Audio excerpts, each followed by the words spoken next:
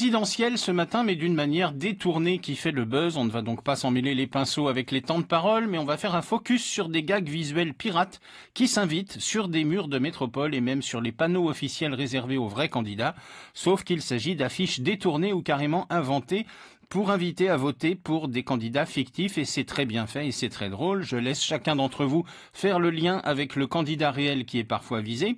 Alors on peut voir par exemple une affiche pour voter pour un certain Alessandro Di Giuseppe. C'est un homme aux cheveux longs, un bandeau style tennisman autour de la tête, un habit de prêtre, un gros médaillon doré en forme d'euro autour du cou, une bague en forme de dollar au doigt et cette légende: faire battre le peuple de la France en marche au nom des riches, résignez-vous.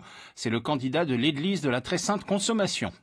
Une affiche avec le visage de Francis Huster et cette légende: le vote juste, c'est le vote blanc. Voter juste blanc, allusion au film Le Dîner de cons, évidemment.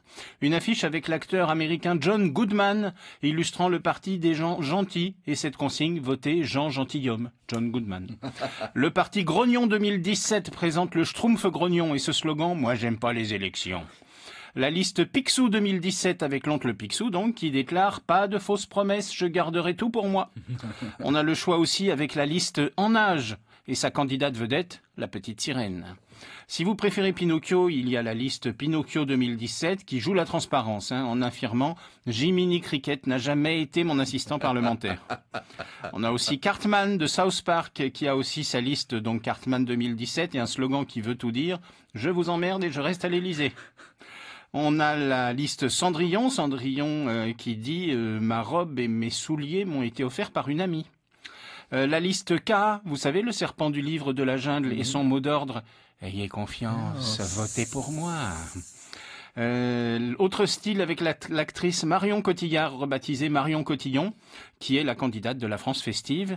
Et puis aussi une liste inspirée de Camelot avec Léo Dagan 2017 et son slogan percutant: je peux vous proposer mon pied dans les noix. Une liste pour laquelle je donnerais bien ma voix, la liste Pau 2017, liste avec un candidat Télétubbies qui présente le EO de la France. Coluche également, Michel Blanc pour le vote blanc, bref, autant de blagues visuelles proposées par deux street artistes, Jérémy et Combo, qui mettent un peu d'humour dans ces détournements éphémères qui viennent donner un peu de fantaisie à cette drôle de campagne présidentielle. Merci Lolo.